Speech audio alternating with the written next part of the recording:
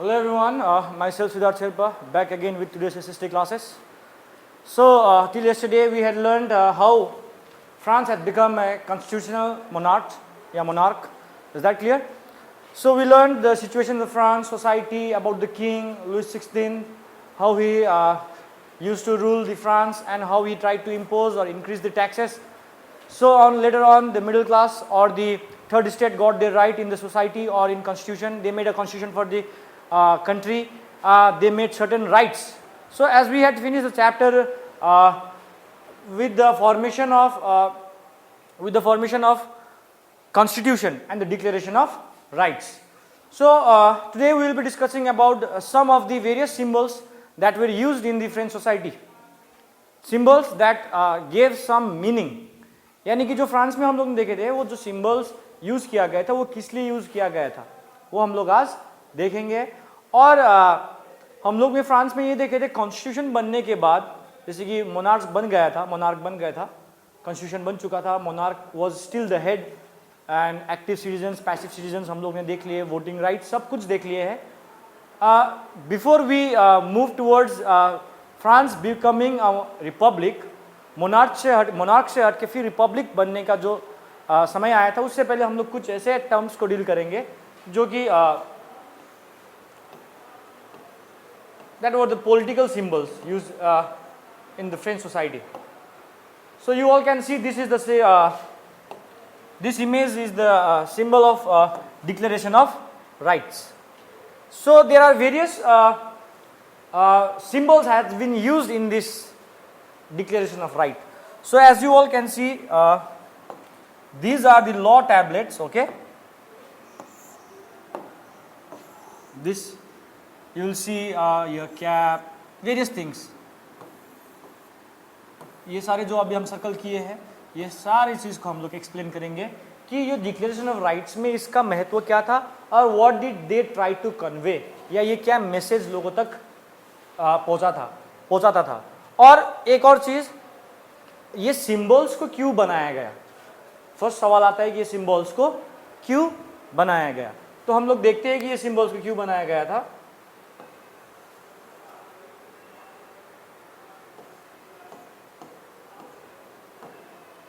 Okay, the reading political symbol.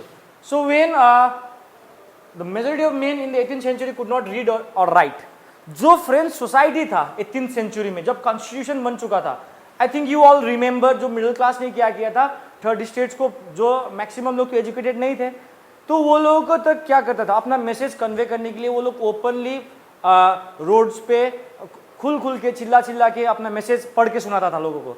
तो इससे क्या दर्शाता है, what does it prove is that the people of that society during the 18th century could not read or write, यानी कि उतने educated नहीं थे. दैट मीन्स इसका मतलब ये होगा नॉट एजुकेटेड,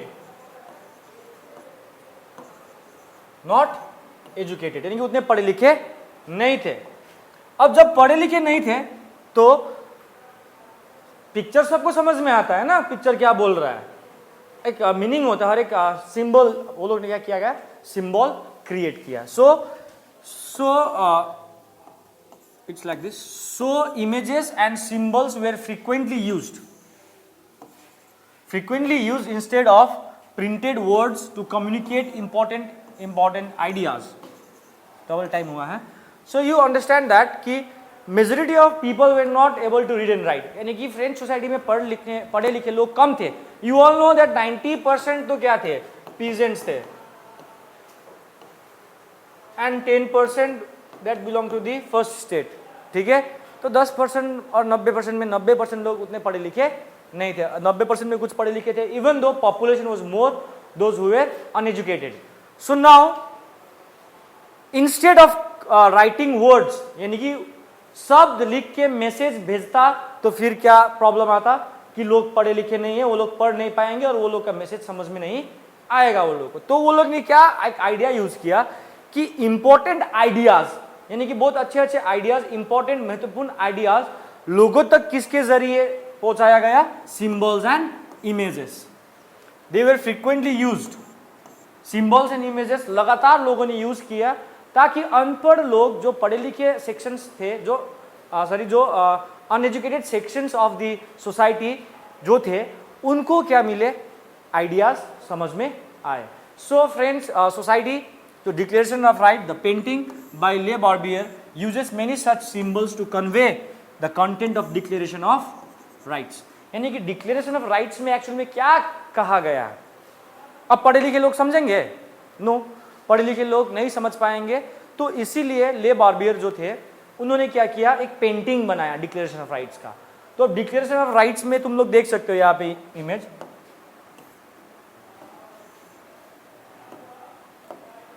तो ये जो लिखा हुआ है यहाँ पे तुम देख रहे हो ये वर्ड. अब फिर बात आ रहा है कम्युनिकेशन करने का ना, बात आ रहा है कम्युनिकेशन करने का. जो sections of society, the people of the society जो पढ़ लिखे नहीं थे, जो दोज हु वर अनएजुकेटेड, अब ये नहीं पढ़ पाएंगे ना. They could not read this, they could not read this. Instead of that this symbols were shown so that they could understand the meaning of declaration of rights. So now what does this symbol mean? So we will discuss in this chapter today. Sorry, in topic today. Is that clear? So now let's move forward. The first symbol we'll show. That is the symbol of chains. Okay, now you all can see the chains out here. She is holding a chain. Yes? You can see she is holding a chain. Now it's the broken chain. So now what does this chain mean or chain stand for? So you all can see this is an image of a chain. Chains, the broken chain. क्या है ये? The broken chain. You can see अब chain connected यहाँ पे होना चाहिए. Yes, it should be connected like this, but it has been broken. It has been broken. Now broken chain का मतलब क्या था वहाँ पे? Chains were used to fetter slaves. Fetter मतलब chains were used to tie up. You can say इसको हम लोग टाई बोल सकते हैं, not that putting tie, tie बोल सकते हैं, यानी कि बांधना. यानी कि स्लेव्स, गुलाम को ये यूज किया जाता था बांधने के लिए. So as declaration of rights तुम लोग आगे पढ़ोगे कि स्लेवरी भी एबोलिश हुआ है. Further in chapter will learn about this abolition of slavery, यानी कि स्लेवरी हट गया था. तो इसलिए स्लेवरी डिक्लेरेशन ऑफ राइट्स में दिखाया गया था कि स्लेवरी अब और प्रैक्टिस नहीं किए जाएंगे. इसीलिए क्या है, ये दिखाया गया है कि अब स्लेवरी और नहीं चलेगा. दैट मीन्स ये क्या है, broken. A broken chain stands the act of becoming free. यानी कि बंधन में थे, अब चेन टूट गया, हम लोग क्या हो गए, मुक्त हो गए. That means we are free. That means slaves are free. I hope you understand. It's a simple picture. यानी कि अब देखो कॉमन से कॉमन व्यक्ति भी इसको समझ पाएगा ना कि चेन है टूटा हुआ है. इसका मतलब टूटा हुआ चेन किसको दर्शाता है? That means the people who were like slaves, now they are free. They are free human beings. So now this a bundle of rods of axes. ये एक प्रकार स्टिक्स का, यू कैन सी यहाँ पे एक प्रकार से झंडा भी दिया गया है. ये फ्रांस का झंडा भी लगाया है. ठीक है. One rod can easily be broken but not an entire bundle. You have heard about these stories. Unity is strength. Yes, yes, unity is strength. एक कहानी था जिसमें बाप ने बोला, yes, एक लाठी को लाया, तोड़ दिया. 3 भाई थे, झगड़ते रहते थे, तो बोला तीनों को 2 बड़े बड़े 3-3 लाठी लेके आओ, जोड़ो, और उसको तोड़ना थोड़ा मुश्किल पड़ गया, तो यूनाइट हो गए. तो दैट इज इट. यानी कि फ्रेंड्स का झंडा है. This rods are the symbol. एक प्रकार से पीपल भी हो सकता है, पर्सनिफिकेशन. तो ये स्टिक्स को क्या दिखा है, पीपल. जैसे हम लोग एकजुट इस स्टिक की तरह रहेंगे तो हम लोग क्या रहेंगे, टूटेंगे नहीं. तो इसका मतलब ये हुआ कि यूनाइट रहेंगे हम लोग. क्या रहेंगे, यूनाइट रहेंगे, एकजुट रहेंगे.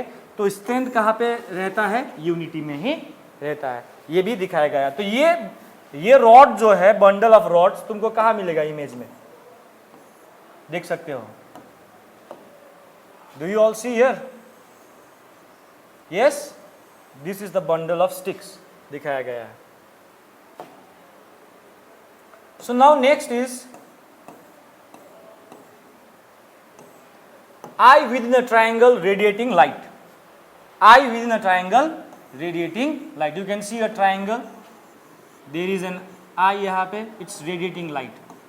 सो now always light has been shown as a good section और अ गुड थिंग. लाइट क्या है, अच्छाई है. एंड डार्क क्या है, बुराई है. Yes. So now this light has been shown that this all seeing eye stands for knowledge. यानी कि ऑल सीइंग आईज किसका प्रतीक है, ज्ञान का प्रतीक है. और जो ज्ञान, अब फ्रेंच सोसाइटी में क्या होता है, ज्ञान बांटा गया था ना, आइडियाज, अच्छे अच्छे आइडियाज क्या किए गए थे, like they we can say अच्छे अच्छे आइडियाज का नए नए फिलोसोफर्स ने क्या दिए थे, न्यू आइडियाज दिए थे, जैसे कि राइट टू फ्रीडम, इक्वलिटी, ये सब आइडियाज दिए थे ना. तो ये आइडियाज क्या कर रहा है, ये आई क्या कर रहा है, दर्शा रहा है, लोगों को दे रहा है. और ये आइडिया क्या कर रहा है, ये सन जो लाइट कर रहा है, away the clouds of ignorance. यानी कि जो हमारे मन में जो एक प्रकार की एक खटास है किसी को लेके, ये सब चीज को क्या कर रहा है, ये लाइट क्या कर रहा है, इट्स रिमूविंग अवे. और जो क्लाउड्स बोला गया है, वो क्लाउड्स क्या है, एक प्रकार से इग्नोरेंस है. हम लोग किसी भी सोसाइटी में किसी भी थर्ड स्टेज को पहले हम लोग क्या करते थे, इग्नोर करते थे. तो अब ऐसा नहीं होना है. अब सारे लोगों को नॉलेज मिल गया है बुक्स के, फिलोसोफर्स के आधार पे. तो वो नॉलेज क्या कर रहा है, ये लाइट सबको क्या कर रहा है, अपने लाइट से प्रकाशित कर रहा है. और उनमें भरे हुए जितने भी बुराई है या इग्नोरेंस है, उसको धीरे धीरे क्या कर रहा है, मिटा रहा है. So always light stands for good and dark stands for bad. Yes, darkness. So now next image. अब ये सारे चीज को मैं बताऊंगा तुम लोगों को बाद में. Sceptre, that is a stick, royal stick, symbol of royal power. अब तुम लोग ध्यान से समझो, यहाँ पे कॉन्स्टिट्यूशनल मोनार्च है. क्या है, कॉन्स्टिट्यूशनल मोनार्क है. Still monarch has not been remove from France. France से मोनार्क अभी भी हटा नहीं है. सो उस संविधान में डिक्लेरेशन ऑफ राइट में किसका भी सिंबल दिखाया गया है, मोनार्क. यानी कि ये एक सोने का देख रहे हो, राजा होल्ड करता था एक प्रकार से लाठी जैसा. समझ में आया? That means it's like a stick और a staff, STAF, staff, not staff, staff, wand, जादू की छड़ी. बट अब जादू की छड़ी जैसा नहीं है, ऐसा टाइप का है, लेकिन it's made up of gold. और ये किंग अपने हाथ पे लेके आता था. That means that is a symbol of monarch. And monarch is still prevailing in French society. यानी कि उस समय जब ये डिक्लेरेशन ऑफ राइट्स हुआ था, मोनार्क कंप्लीटली नहीं हटा था, क्योंकि कॉन्स्टिट्यूशनल हेड था. इसलिए मोनार्क को भी कहाँ पे दिखाया गया है, डिक्लेरेशन ऑफ राइट्स में. So now next is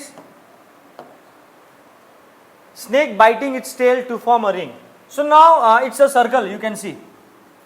It's a round circle. And one of the most interesting thing about circles is that it doesn't have any ending. Do you know where circle starts and where it ends? So circle never has a starting point or an ending point. It symbolizes time. It symbolizes time. And symbol of eternity. Eternity, it's never infinite, you can say. So it shows infinite. The ring has neither beginning nor end. That means the revolution, जो changes आया France का, जो समय चल रहा है, वो शुरू कब से हुआ है किसी को पता नहीं है. अब ये किसको दिखा रहा है, कंटिन्यूएशन को दिखा रहा है. क्या दिखा रहा है, कंटिन्यूएशन. यानी कि जो हम लोग का डेवलपमेंट है फ्रांस में, जो भी प्रोग्रेस आ रहा है, वो कंटिन्यूएशन उसका हमेशा बरकरार रहेगा, क्योंकि समय कभी नहीं रुकता है. It doesn't stops for anyone. So time will always flow. So we will, that means हम लोग भी समय के साथ साथ आगे ही बढ़ेंगे. इट शोज एक प्रकार से ये दिखा रहा है, कंटिन्यूएशन दिखा रहा है, लगातार बरकरार. It never ends. Do you think time will and? even if our earth gets destroyed, the time will not end. Yeah, it will move on. Yes, I hope so, if I am not wrong. So ये थोड़ा मैंने ये book में नहीं दिया है, ये थोड़ा मैंने लिया है इमेज अलग से. So you all can see this was the symbol of eternity. That means infinite. It doesn't have any ending. So now next is Pharygian cap. This is Pharygian cap. No, it's a type of a cap. और Pharygian क्या है, confuse मत होना, ये एक type है. There are monkey caps, तुम लोग भी देखे हो, हैं? ऐसा होता है ना monkey caps. You all put on in winter. I have seen. There will be a face cut out here. हैं? Monkey cap. Yes. So it's a type of cap. Okay. It's also a type of cap. Monkey cap. I think you all are very aware of that. So this Pharygian cap is a symbol of this. Okay. Before moving towards symbol, these Pharygian caps were worn by the people or slaves that had become free, यानी कि हम लोग देखते हैं broken chains, यानी कि अब slave आजाद हो गए। अब आजाद होने के बाद वो लोग ने क्या पहना, लाल टोपी पहना इस प्रकार का। तो यानी कि जो इस प्रकार का टोपी पहन रहे थे, इसका मतलब they were slaves, but they are now free. Slaves थे लेकिन अब क्या है, आजाद है। Is that clear? A cap worn by a slave upon becoming free. Simple सी बात है, एक स्लेव जब फ्री होता था तब वो लोग ये कैप पहनते थे। सिंपल है, it's so now blue white national colours of, blue white red national colours of France. So उतना क्लियर नहीं आएगा, यहाँ पे व्हाइट देख रहा है, यहाँ पे व्हाइट दिख रहा है, you can C, yes, red colour यहाँ पे दिख रहा है, ब्लू कलर, ब्रोकन चेन लिया हुआ है हाथ में France. So no she is a lady, हमारे भारत माता है ना वैसे ही है, जैसे हमारी भारत माता है ना वैसी ही है। जैसे कि नो भारत माता को हम लोग क्या करें, पर्सनिफाई कर रहे हैं, हम एक country. Okay, I teach you what is personification. Okay, personification इसके बाद भी हम लोग देखेंगे। No, personification, it's a term, it's like a term used, it's also often used in English also, we have to learn this. Personification मतलब क्या होता है कि when we give human attributes to non-human things. For example, the cloud is weeping, यानी कि मतलब cloud रोता है कभी, रोता कौन है, इंसान रोता है ना, we people cry, लेकिन बादल रो रहा है हम बोल रहे हैं। So cloud is weeping, but actually में वो क्या कह रहा है, it is raining। इसका मतलब क्या हुआ, it is raining, the cloud is weeping, it is raining, यानी कि उसका मतलब होता है कि वो बारिश हो रहा है, यानी कि उसको हम लोग क्या दे रहे हैं, पर्सनिफाई दे रहे हैं, उसको इंसान का आभूति दे रहे हैं, इंसान का गुण दे रहे हैं। जैसे इंसान रोता है वैसे हम लोग बादल को भी रोने का दिखा रहे हैं, लेकिन एक्चुअली में बादल नहीं रो रहा है, इट्स रेनिंग। तो same word way, do you think, अब किसको पता है कि हमारा कंट्री फीमेल है या मेल है? We don't know. किसी ने फादरलैंड दिखाया है फ्रांस में, पहले ही बता दे, ले सितियोन, यानी कि ला पात्रे, ला पात्री, ला पात्री फ्रांस में क्या है, you are the son of this fatherland. अब हमारे इंडिया में मदरलैंड दिखाया गया है। So mother and father all are humans, लेकिन कंट्री तो ह्यूमन नहीं है ना, the country is not human, यानी कि हम लोग क्या कर रहे हैं, उसको पर्सनिफाई कर रहे हैं। That means we are giving human attributes, यानी कि हम लोग इंसान का क्या दे रहे हैं, आभूति दे रहे हैं, यानी कि इंसान के गुण उनमें बढ़ रहे हैं, यानी कि यू कैन से this is the personification of France एक प्रकार से। ठीक है, कि फ्रांस का झंडा का तीनों कपड़ा पहना है, और ये लड़की जी हकीकत में नहीं थी, ये लड़की हकीकत में नहीं थी। अब किसी पेंटर ने बना दिया होगा, कौन बनाया है, कौन बनाया है, हम शुरुआत में बोलते थे कि डिक्लेरेशन ऑफ राइट कौन बनाया है, ले बार्बेरियर। ओके, ठीक है। सो एक personification, I hope you all understood कि the national colours of France यहाँ पे दिखाया गया है, इस वुमन के जरिए दिखाया गया है कि ये वुमन क्या है, झंडा है एक प्रकार से। Is that clear? And the winged woman, this also a personification of law. Do you think law के हाथ पैर होंगे? लॉ के हाथ पैर होंगे? ऐसा हाथ है सर होते हैं लॉ के, कानून के कभी होते, बट इवन दो वी सो इन अवर, ये कानून अंधा है बोल के एक तराजू लिया है ना, like weighing that what we call, तराजू लिए बसे बैठे हैं, आंख में पट्टी बांधा हुआ है, लड़की है। अब किसने बोला था कि वो लड़की है? It's not like that, it's personification. We can show this law as a human figurine, women figurine. So you can see this is a winged woman, पंख है। अब फ्रांस के लॉ के पंख है, that means the people of France showed the law, ये law की देवी है। ठीक है, it's like god of law, सीधा स्वर्ग से आई है। इसका मतलब लॉ जो बनाया गया है ह्यूमन को, that means it's a natural right, हम लोग बोल रहे हैं ना, तो राइट्स इन फंडामेंटल राइट्स जो होते हैं, ह्यूमन राइट्स जो होते हैं, अब वो एक प्रकार से नेचुरल है। सो इसलिए this women has been shown as the symbol of law, this is the symbol of law. That means France में क्या दिया गया है, लॉ को क्या दिया है, इंसानी की आभूति दिया गया है, गुण दिया गया है कि ये लड़की जो हाथ में छड़ी लिया है, ये जो स्केप्ट्री हम लोग बात करें वही स्केप्ट्री है। ठीक है, जो स्केप्ट्री का हम लोग बात किए थे मोनार्क का स्केप्ट्री, वही स्केप्ट्री है ये हाथ पे। एंड पंखा लगाया है, सॉरी पंख लगा हुआ है, सीधा आसमान से गिर के आई है फ्रांस में लॉ लिखने के। I just kidding. So France के ले बार्बियर ने क्या किया था, लॉ को किसके जरिए दिखाया था, एक विंग वुमन के जरिए दिखाया था। दैट मीन्स ये इमेज का मतलब क्या है, फ्रांस में लॉ है, क्या है, लॉ का सिंबल है। Okay, I hope you understood this. Law tablet, you all can see law tablet. Law tablet जो था ये बताता था कि law is the same for all, यानी कि ये लॉ टैबलेट क्या बोल रहा था, law is the same for all, that means and all are equal before the law. Simple यही है, नियम कानून यही बोलता है, सारे नियम कानून, कि सबको ये नियम कानून के आगे बराबर है, और जो भी नियम राजा के लिए लगेगा वो भी बराबर अब प्रजा के लिए लगेगा। फ्रांस में यही होता ना। Right now in our country also we know that everyone is equal before the law.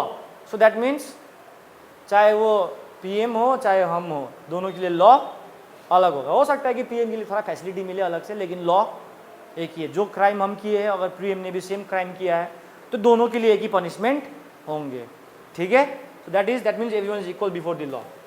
So now let's see. So you saw this Phrygian cap out here, bundle of stick, ये जो पीछे गोल घुमा हुआ ये स्नेक है, eternity वाला। Yes, the triangle, eye within, scape tree, yes, the winged woman, yes, the broken chains and the flag of France. So almost we have covered all the important symbols that were shown in the French like Declaration of Rights, painted by whom? Le Barbier. Yes, painted by Le Barbier. Barber थे, he was a painter. Okay, I hope यहाँ तक आप लोग को समझ में आया होगा। So we will continue the next topic tomorrow in the next class, that will be France become a Republic.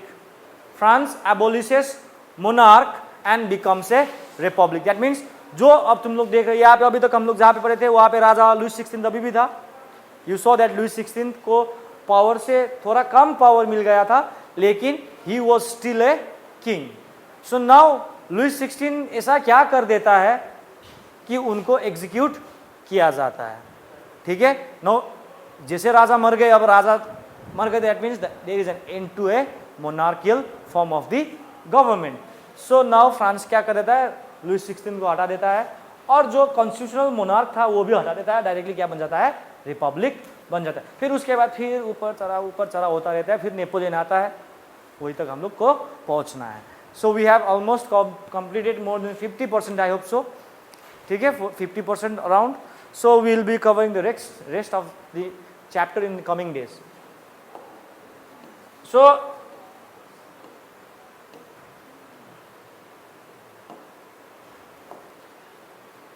Ashutosh, I want to ask you something. What does Fairesian cap stand for? You can write. Fairesian cap का meaning या उसका वो जो symbol था Fairesian cap, what was it? You can say it simply. You don't need, no need of writing. Look. Red cap था. Yes, it was red in color. Yes. वो तो दिख भी रहा था, लाल ही था।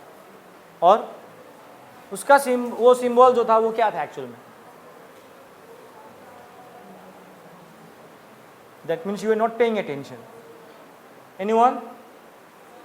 Okay, Rajkumar. You can go. Tell me the name of that cap. Fairesian cap. Fairesian cap stands for a person who doing slave. Who was doing slavery and Slavery. he is now what? He and person who not wearing that cap, he is free. You told the opposite one. Anyone? Okay, Rajdeep.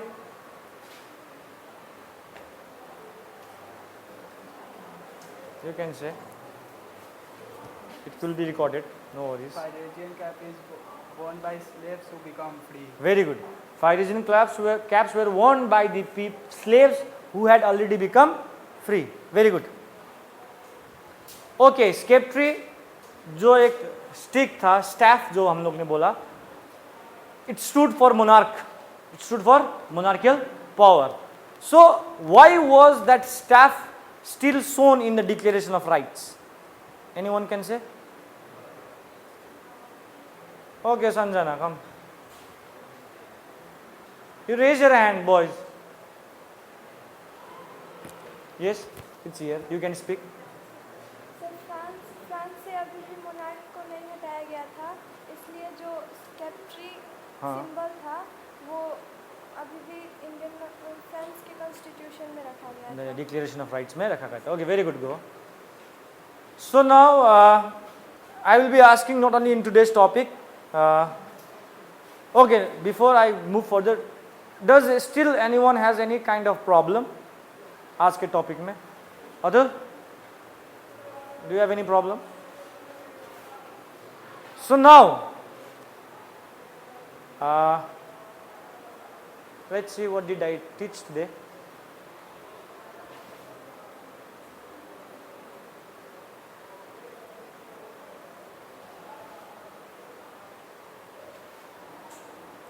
Bundle of rods, or what does bundle of rods imply? Bundle of rods क्या दर्शाता है? Okay, Shreya, come.